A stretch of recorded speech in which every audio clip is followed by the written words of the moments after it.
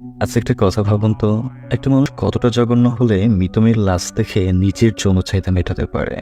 সে কেন এত জঘন্য কাজ করলো? আর মেয়েটিরই বা কি দোষ ছিল? তবে অদ্ভুতভাবে মেয়েটি অবিবাহিত থাকা সত্ত্বেও 2 মাসের প্রেগনেন্ট ছিল।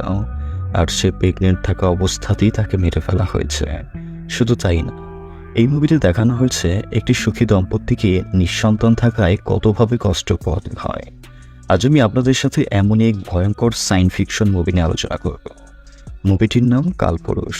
মুভিতে দেখানো হয়েছে একজন সৎ পুলিশ অফিসার তার কেস সমাধানের জন্য জীবন মরণের সাথে যুদ্ধ করে। আর সে টাইম ট্রাভেলের মাধ্যমে অতীতে গিয়ে মৃত মেয়েকে জীবিত করতে চায়। এটা কি আদৌ সম্ভব, নাকি ভাগ্যের সাথে আধ্যাত্মিক কিছুই হয় না? এমনই এক দুর্দান্ত কাহিনী নিয়ে আজকের এই গল্পটি একবার দেখার চেষ্টা করলে আর বের হতে পারবেন না। তাই যদি হাতের সময় থাকে, পুরো গল্পটি শোনার অনুরোধ রইল। মুভির শুরুতেই আমরা একজন সুন্দরী মেয়েকে দেখতে পাই। এই মেয়েটির নাম হচ্ছে ফারিয়া। সে রাতের বেলা একটা নির্জন রাস্তা দিয়ে হাঁটছিল আর কাউকে ফোন করছিল। তাকে দেখে খুবই দুশ্চিন্তাগ্রস্ত মনে হচ্ছে। আর সে হাঁটতে হাঁটতে একটা লেকের পাড়ে আসে। আর তখনও সে অবিরত কাউকে ফোন করতে থাকে, কিন্তু ওপাশ থেকে ফোন রিসিভ না করায় সে মন খারাপ করে বসে থাকে। অর্থাৎ সে এখানে কেউ অপেক্ষায় বসে আছে। এমন সময় হঠাৎ করে সে শুনতে পায় কেউজন তাকে ফারিয়া ফারিয়া বলে ডাকছে। ফারিয়া তখন সেই লোকটিকে খুঁজতে থাকে।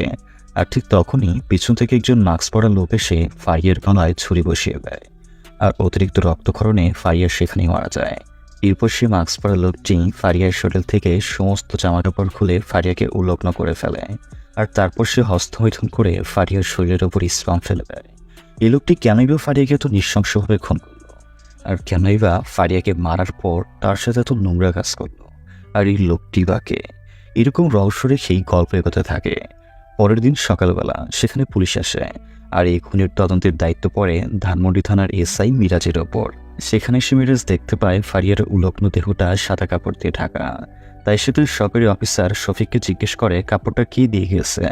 তখন শফিক বলে পাশের মসজিদ থেকে ইমাম এসে দিয়ে গেছে। তখন মিরাজ বলে খবরটা কে দিছে? শফিক বলে 2টা ছেলে, তারা ভোররাতে চেকপোস্টে গিয়ে খবরটা জানিয়েছে। তখন মিরাজ জানতে চায়, আচ্ছা ছেলে 2টা এখন কোথায় আছে? উত্তরে শফিক বলে ছেলে 2টার কাছে ইয়াবা ছিল, তাই তাদেরকে জেল কাস্টডিতে রাখা হয়েছে। এরপর মিরাজ লাশের কাছে যায় আর ফারিয়ার নৃশংসতম মরদেহ দেখে। আর তখন শফিক জানায় ফারিয়ার বাড়ি হচ্ছে চিকাতলায়। সে তার বান্ধবীর সাথে একটা ফ্ল্যাটে ভাড়া নিয়ে থাকে। সেখানে কথা বলার এক সময় মিরাজ খেয়াল করে লেকের পাড়ে 2টা চেয়ারের জায়গায় একটা চেয়ার রাখা। তাই তার কাছে বিষয়টা সন্দেহজনক মনে হয়। আর এর জন্য সে শফিককে ভালো করে সব জায়গার ছবি তুলতে বলে। এরপর মিরাজ সেখানে সে 2জনকে জিজ্ঞাসাবাদ শুরু করে আর জানতে চায় তারা সেদিন রাতে লেকের পাড়ে কেন গিয়েছিল। তখন তারা জানায় তারা ইয়াবা খাওয়ার জন্য ফয়েল আনতে লেকের পাড়ে গিয়েছিল, কারণ তাদের বয়স কম হয় ফার্মেসি থেকে তারা ফয়েল কিনতে পারতো না। তখন মিরাজ জানতে চায় লেকের পাড়ে তারা কার কাছ থেকে ফয়েল আনতে গিয়েছিল। তখন তারা জানায় তাদের কাছে এক বৃদ্ধ মহিলা কম টাকায় পুরনো ফয়েল বিক্রি করত। কিন্তু সেদিন রাতে তারা যখন ফয়েল আনতে যায় তখনই তারা সেখানে ফারিয়ার লাশ পড়ে থাকতে দেখে। আর যেটা দেখে তারা ভয় পেয়ে সেখান থেকে পালিয়ে আসে। তারা দুজনেই জানায় এই খুনের সাথে তাদের কোনো সম্পর্ক নেই, তারা ফারিয়াকে খুন করেনি। তবে তারা সেখান থেকে দূরে পালানোর সময় একটা লোককে সেখানে দাঁড়িয়ে থাকতে দেখেছে। অন্ধকার থাকার কারণে তারা লোকটির চেহারা ভালো করে দেখতে পারেনি। জিজ্ঞাসাবাদ শেষ করে মিরাজ শফিককে বলে লেকের পাড়ের সিসি ক্যামেরাগুলোর ফুটেজ ভালো করে চেক করতে দেয়। এরপর মিরাজকে থানার ওসি তার কেবিনে ডাকে। আর সে মিরাজকে বলে তোমার ভাগ্য তো খুব ভালো, অপরাধী নিজে এসে তোমার কাছে ধরা দিয়েছে। মূলত ওসি ভাবতেছে ইয়াবা নিয়ে ধরা খাওয়ার সেই 2জনই হয়তো খুনি, কিন্তু মিরাজের ধারণা তারা ফারিয়াকে খুন করেনি। কারণ তারা খুন করলে লাশটাকে কেন ফেলে দিল না? আর তারা ডাক্স নিয়ে কেন পুলিশের কাছে খবর দিতে আসলো? তবে ওসির ধারণা এই খুনের সাথে ছেলে 2টার সম্পর্ক আছে। তাই সে মিরাজকে বলে আগে থেকে কাউকে নির্দোষ ঘোষণা করবে না। আর প্রমোশনের পর এটাই আমার ফার্স্ট কেস। তাই সে মিরাজকে কাজে মনোযোগ দিতে বলে আর ফারিয়ার পোস্টমর্টেম রিপোর্টটা রেডি করতে বলে। এরপর মিরাজের শেষ সবাইকে থানায় ডাকে আর জিজ্ঞাসাবাদ শুরু করে। সে প্রথমে ডাকে মসজিদের সেই ইমামকে আর জানতে চায় সে আগে থেকেই ফারিয়াকে চিনত কিনা। তখন ইমাম জানায় সে প্রতিদিন ফজরের নামাজ শেষে হাঁটতে বের হলে মাঝে মাঝে ফারিয়াকে দেখত, কিন্তু কখনোই তার সাথে কথা হয়নি। সেও বুঝতে পারছে না ফারিয়াকে আসলে কি খুন করতে পারে। এরপর ফারিয়ার রুমমেট আনিকাকে ডাকা হয়। সে একটা এনজিওতে চাকরি করে। তার কাছ থেকে মিরাজ জানতে পারে সে ফারিয়াকে রাতের বেলা পার্কে হাঁটাহাঁটি করতে মানা করত, কিন্তু ফারিয়া তার কথা শুনত না, কারণ তার পার্কে হাঁটাহাঁটি করতে ভালো লাগতো। সে আরও জানায় ফারিয়া কারোর সাথে খুব একটা মিশত না, সে একাই থাকত। এদিকে শফিক ফারিয়ার বসার কেয়ারটেকারের জবানবন্দি নেয় সে জানায় সে 1 মাস হলেও ফারিয়ার বাসায় নতুন কেয়ারটেকার হিসেবে জয়েন করেছে, কারণ আগের কেয়ারটেকার গত 1 মাস আগে চাকরি ছেড়ে দিয়েছে। জিজ্ঞাসা করছি সে মিরাজ বাসে ফিরে আসে, আর তখন আমরা মিরাজের স্ত্রীকে দেখতে পাই। মিরাজের স্ত্রীর নাম নোভা। নোভা আর মিরাজ দুজনকে অনেক ভালোবাসত, তবে মিরাজের শারীরিক অক্ষমতার কারণে তারা এখন পর্যন্ত কোনো বাচ্চার মুখ দেখতে পারেনি। মিরাজ রাতের বেলা টিভি দেখতে দেখতে কেমন যেন কল্পনায় চলে যায়। এতে আমরা বুঝতে পারি মিরাজের মেমোরিতে কি যেন একটা ঘুরপাক খাচ্ছে। আর তখন মিরাজের স্ত্রী প্রেগনেন্সির টিস্ট নিয়ে জানতে চায় একটা তাক মানে কি। তখন মিরাজ কথা ঘুরিয়ে অন্য কথা বলে। নোভা তখন বায়না ধরে সে সিগারেট খাবে, আর এর জন্য সে লাইটার আনতে মিরাজকে বাইরে পাঠিয়ে দেয়। এরপর মিরাজ যখন লাইটার আনতে বাইরে চলে আসে, তখন শামসুল আলম নামে একটা লোক তাকে ফোন করে আর জানায় সে হচ্ছে যশোর থানার একজন সাবেক পুলিশ অফিসার। সে মিরাজকে বলে, আপনি যে খুনের ব্যাপারে তদন্ত করছেন, লেকের পারে খুন হওয়া ওই মেয়েটার ঘটনা আমি আগে থেকে জানি। এর সবকিছুই অতীতে ঘটে গেছে। এসব কথা শুনে মিরাজ একদম অবাক হয়ে যায়। তখন সে লোকটা বলে, আপনি আপনার ঠিকানা দেন, আমি আমার ফাইলটা পাঠিয়ে দিচ্ছি। পরের দিন মিরাজ শফিককে নিয়ে মর্গে আসে। তখন মর্গের ডাক্তার শফিকে বলে, মেয়েটির এক কান থেকে আরেক কান পর্যন্ত চিরে ফেলেছে, আর মেয়েটি রক্তক্ষরণে মারা গেছে। খুনিটি জানতো এইভাবে মারলেই শ্বাসনালী কেটে যাবে, তাই মৃত্যুটাও তাড়াতাড়ি হবে। তখন মিরাজ জানতে চায় ওনাকে কি রেপ করা হয়েছিল। তখন ডাক্তার জানে না, তবে ওনার উলঙ্গ দেহের ওপর 2 জন মানুষের স্পাম পাওয়া গেছে। অর্থাৎ তাকে খুন করার পর উলগ্ন করে তার ওপর মাস্টারবেশন করা হয়েছে। এমনটা শুনে মিরাজ ও শফিক চমকে যায়। আর সবচেয়ে আশ্চর্যের বিষয় হলো মেয়েটি 2 মাসের প্রেগনেন্ট ছিল। মর্গ থেকে এরকম তথ্য পেয়ে মিরাজ সরাসরি পুলিশ মিটিংয়ে বসে। সেখানে সে ফারিয়ার ওপর পাওয়া একাধিক স্পামের বিষয়টা জানালে ওনার কলিং জাহাঙ্গীর সাহেব ধরা পড়ে সে 2 জনকে দায়ী করে। তখন মিরাজ জানায় ময়নাতদন্তের রিপোর্ট অনুযায়ী ফারিয়া খুন হয়েছে রাত 2টার দিকে, আর সিসিটিভি ফুটেজ থেকে পাওয়া যায় এই 2 জন লেগে প্রবেশ করেছিল 3টা 15 মিনিটে, আর তারা লাশ থেকে দৌড়ে বের হয়েছে 3টা 26 মিনিটে।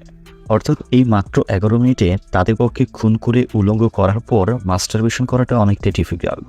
এছাড়া তাই যদি খুন করে তাহলে তারা পুলিশকে কেন জানাবে। তখন ওসি মিরাজের কাছে জানতে চায়, তাহলে আপনি কাকে সন্দেহ করছেন। তখন মিরাজ বলে, এই ঘটনায় সন্দেহ করার মতো অনেকেই আছে। এই বছর আগের কেয়ারটেকারের কোনো খোঁজ পাওয়া যাচ্ছে না, সে এখনো মিসিং। সবচেয়ে বড় কথা, ফারিয়া অবিবাহিত থাকা সত্ত্বেও প্রেগনেন্ট ছিল। তখন ওসি তাড়াতাড়ি ফারিয়ার পেটের সন্তানের বাবার খোঁজ করতে বলে। এরপর মিরাজ আবার আনিকার সাথে দেখা করে আর জানতে চায় ফারিয়া কেমন চরিত্রের মেয়ে ছিল। তখন আনিকা জানায় ভালো, তবে সবার সাথে হাসি মুখে কথা বলতো। সবাই ভাবতো ফারিয়া তাদের সাথে কিছু করবে, কিন্তু ফারিয়া তেমন ছিল না। তখন মিরাজ জানতে চায় ফারিয়া যে প্রেগনেন্ট ছিল। এটা শুনে সে কিছুটা ইমোশনাল হয়ে পড়ে। তখন মিরাজ জানতে চায় বাচ্চার বাবা কি হতে পারে। তখন আনিকা জানায় ফারিয়া রিফায়েত নামে একজন বিবাহিত ছেলের সাথে সম্পর্কে ছিল, আর এই বাচ্চা ওই রিফায়েতই হবে। এটা শুনে মিরাজ আনিকার উপর অনেক রাগারাগি করে। ফারিয়ার ব্যাপারে এত বড় একটা নিউজ সে কেন এর আগে বলেনি। তখন আনিকা বলে, রিফায়েত খুব ভালো একটা মানুষ, সে ফারিয়াকে অনেক ভালোবাসত। তখন মিরাজ বলে, ও কেমন ভালো মানুষ সেটা তো বুঝে যাচ্ছে। এরপর সে আনিকার কাছ থেকে রাফায়েতের বাসার ঠিকানা কালেক্ট করে আর তাকে এই শহরে থাকতে বলে। এরপর মিরাজ রাফায়েতের সাথে দেখা করতে তার বাসায় যায়, কিন্তু রাফায়েতের স্ত্রী জানায় রাফায়েত ব্যবসার কাজে থাইল্যান্ড গিয়েছে, ফিরতে 2-3 দিন লাগবে। তখন মিরাজ রাফায়েতের স্ত্রীর সাথে কথা বলার জন্য তাকে বসতে বলে আর তাকে কিছু প্রশ্ন জিজ্ঞেস করে। মিরাজ তার কাছে জানতে চায় 11 তারিখ রাত্রিবেলা রাত 11টা থেকে 2টা পর্যন্ত তার স্বামী কোথায় ছিল। তখন সে জানায় 11 তারিখ রাতের বেলা রাফায়েত বাড়িতেই ছিল। কারণ হিসেবে সে বলে ওই দিন রাতে আমাদের বাড়িতে একটা ফ্যামিলি অনুষ্ঠান ছিল। তারপর মিরাজ জিজ্ঞেস করে পার্টি শেষ করে রাফায়েত কোথায় ছিল। তখন সে জানায় পার্টি শেষ করে রাফায়েত রুমে এসে ঘুমিয়ে পড়েছে, কারণ পরের দিন সকালবেলা রাফায়েতের ফ্লাইট ছিল, তাই রাফায়েত রাত জাগেনি। কিন্তু আমার রাতে ঘুম আসে না, তাই আমি রাত জেগে বই পড়ার অভ্যাস করেছি। সেদিন রাফায়েত ঘুমালেও সেটাতে আমি ঘুমাইনি। কথাগুলোর এক ফাঁকে মিরাজ খেয়াল করে এই দম্পতির ঘরে একটা সন্তানও আছে। তাই মিরাজ থেকে জিজ্ঞেস করে রাফায়েত হাজব্যান্ড হিসেবে কেমন। তখন সে কথারই বলে রাফায়েত বাবা হিসেবে অনেক ভালো, শুধু এতটুকু বলতে পারি। মিরাজ তখন ওনাকে জানিয়ে দেয় যত তাড়াতাড়ি সম্ভব রাফায়েতকে বাড়ি আসতে বলেন। যাই হোক, কথা বলা শেষ করে তারা সেখান থেকে চলে আসে। এরপর মিরাজ পাশে এসে নোভাকে বলে, আচ্ছা আমি যদি অন্য মেয়ের প্রেমে পড়ে যাই তাহলে কেমন হবে। এটা শুনে নোভা বলে, তোমার এই ভরিটা দেখলে যে কোনো মেয়েই প্রেমে পড়ে যাবে। প্রেম করো আর যা ইচ্ছে করো, কিন্তু রাত 8টার আগে বাড়ি ফিরলেই হবে, আর মেয়েটিকে অবশ্যই আমার থেকে সুন্দরী হতে হবে।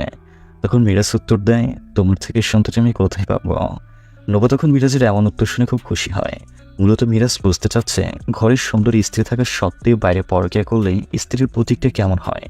যাই হোক, তখন তাদের মধ্যে খুনসুটি ভালোবাসা চলতে থাকে। এরপর মিরাজ নোভাকে জানায় খুন হয়ে যাওয়া মেয়েটি 2 মাসের প্রেগনেন্ট ছিল। এটা শুনে ফারিয়া খুব ইমোশনাল হয়ে পড়ে, কারণ একটি বাচ্চা পৃথিবীর আলো দেখার আগেই মারা গেল, আর এদিকে তাদের সন্তান না হওয়ার কষ্ট বয়ে বেড়াচ্ছে। এসব ভেবে তারা দুজনে খুব ইমোশনাল হয়ে পড়ে। এরপর মিরাজের কাছে শফিকের একটা কল আসে, আর সে মিরাজকে দ্রুত মর্গে আসতে বলে। এরপর মিরাজ মর্গে আসলে শফিক তাকে একটা সিসিটিভি ফুটেজ দেখায়, যে ফুটেজে দেখা যায় কোনো একটা অদ্ভুত লোক রাতের বেলা লুকিয়ে মর্গে প্রবেশ করেছিল। আর এরপর সে ফারিয়ার লাশ বের করে বডি থেকে রক্তের স্যাম্পল নিয়ে নিয়েছে। এটা থেকে শফিক সেখানে কর্মরত লোকের কাছে মর্গের বাইরের সিসিটিভি ফুটেজ দেখতে চায়, কিন্তু লোকটি বলে তারা মর্গের বাইরের ফুটেজ ডিলিট করে দিয়েছে, তারা শুধুমাত্র মর্গের ভেতরের সিসিটিভি ফুটেজগুলি রেখে দিয়েছে। এরপর শফিক আর মিরাজ আসে দারোয়ানের কাছে। তারা মর্গে প্রবেশ করা সেই লোকটির ছবি এনে দারোয়ানকে দেখায় আর জিজ্ঞেস করে সেই লোকটিকে দেখেছে কিনা, কিন্তু দারোয়ান জানায় এই লোকটিকে সে কখনোই দেখেনি। এরপর তারা মর্গে গিয়ে ফারিয়ার লাশটা বের করে, আর তারা দেখতে পায় ফারিয়ার শরীরে ইনজেকশন পুশ করার মতো দাগ রয়েছে। তখন মিরাজ শফিককে নির্দেশ দেয় যেভাবেই হোক এই লোকটিকে খুঁজে বের করতে। এরপর আমাদেরকে 8 দিন পরের কাহিনী দেখানো হয়। পুলিশ মর্গে প্রবেশ করা ওই লোকটির সন্তান খুঁজে পেয়েছে। সে একটা পুরনো বিল্ডিংয়ের 3য় তলায় থাকে। এরপর মিরাজ শফিকের সাথে নিয়ে লোকটার রুমে প্রবেশ করে, আর তখন তারা রুমের মধ্যে নানান রকম ঔষধ তৈরির উপকরণ দেখতে পায়, আর সেই সাথে রুমের মধ্যে গবেষণা করার মতো বেশ কিছু যন্ত্র দেখে, সাথে ছিল কিছু কেমিক্যাল। তখন মিরাজ সেখান থেকে একটা ওষুধের শিশি নিয়ে তার পকেটে রেখে দেয়, আর রুমের অন্য পাশটা বেশ কিছু বই দিয়ে সাজানো ছিল। তারা যখন রুমটা ঘুরে দেখছিল ঠিক তখনই সেখানে খাবার হাতে নিয়ে সেই অদ্ভুত লোকটি আসে, আর তাদেরকে বলে আমার তখন লাঞ্চের টাইম, তাই খাবার খাওয়ার পর আপনাদের সাথে কথা বলবো। মিরাজ তখন লোকটির পরিচয় জানতে চায়। তখন লোকটি জানায় তার নাম হচ্ছে শেজাদ। সে বলতে গেলে একজন হাতুড়ি ডাক্তার। এখানে তার তেমন কেউ নেই, তবে তার সাথে পরি নামে একটা ছোট মেয়ে থাকে যে তার টুকটাক কাজে হেল্প করে, বলতে গেলে অ্যাসিস্ট্যান্ট। তখন মিরাজের শফিক তাদের দুজনের পরিচয় দেয়, আর এরপর মিরাজ সেদিন রাতে মর্গের সিসিটিভি ফুটেজের একটি ছবি বের করে শেজাদকে দেখায়, আর জিজ্ঞেস করে ওই দিন রাতে আপনি মর্গে কেন গিয়েছিলেন। তখন শেজাদ বলে এই ব্যাপারে আমার বিন্দুমাত্র ধারণা নেই। তখন মিরাজ বলে আপনি বুধবার রাত্রে কোথায় ছিলেন। তখন শেজাদ বলে ওই দিন আমার পরি ঋতুটা মারা গেছিল, সেদিন আমি আর পরি মিলে ওটা দাফন করছি, ওই দিন আমি বাড়িয়েছিলাম।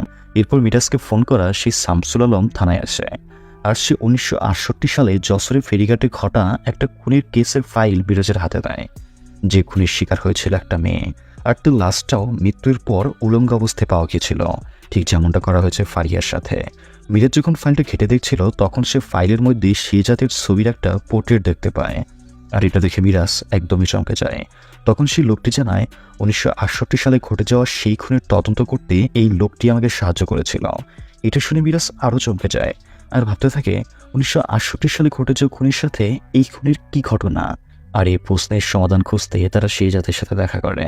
তখন শামসুল আলম শেজাদকে বলে আমি আপনাকে দেখেছি 1968 সালে, তখন আপনি দেখতে একই রকম ছিলেন, সেই হিসাবে এখন আপনার বয়স হওয়া দরকার 100। তখন শেজাদ বলে আমার বয়স 110, আপনার রঙও ঠিক হয়েছে। তখন শামসুল আলম বলে কিন্তু আপনাকে দেখে 45 বছরের বেশি মনে হচ্ছে না। তখন শেজাদ বলে সেটা ঠিক, কিন্তু এই দাড়ি সাধারণত থামানো যাচ্ছে না।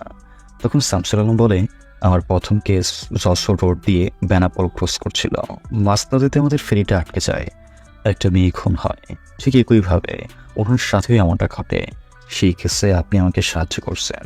সে যদি কথাগুলোর অদ্ভুত অদ্ভুত উত্তর দেয়। মিরাজ তখন বারবার জিজ্ঞেস করে আপনি মর্গে কেন গিয়েছিলেন। সে তখন বলে মনে নাই। এসব উত্তর শুনে মিরাজ খুব রাগ করে। আর এদিকে শফিক শেজাদের ব্যাপারে তথ্য নেওয়ার জন্য বিভিন্ন মানুষের কাছে যায়, কিন্তু তারা শেজাদের ব্যাপারে তেমন কিছুই বলতে পারে না। পরের দিন আমরা দেখি থানায় রেফায়েত সাহেব এসেছে। এই রেফায়েত সাহেবই ফারিয়ার প্রেমিক ছিল। পুলিশ তখন রেফায়েত সাহেবকেও সন্দেহভাজন মনে করে। তখন রেফায়েত সাহেব বলে আমি তোকে ভালোবাসতাম, আমি ওকে কেন খুন করব। তখন মিরাজ বলে যাতে আপনার গোপন পাপ ফাঁস না হয় এই জন্য খুন করেছেন। তখন রেফায়েত সাহেব বলে আমার স্ত্রী আমাদের ব্যাপারটা জানতো, আমাদের সম্পর্কটা খুবই সুন্দর ছিল। তখন মিরাজ বলে আমি যতদূর শুনেছি ফারিয়া আপনার সাথে সম্পর্ক ছিন্ন করতে চেয়েছিল, কিন্তু কেন। তখন রেফায়েত সাহেব বলে ও যতটা চেয়েছিল সেটা আমার পক্ষে দেওয়া সম্ভব ছিল না। তখন পুলিশ বলে আপনি সেদিন কোথায় ছিলেন।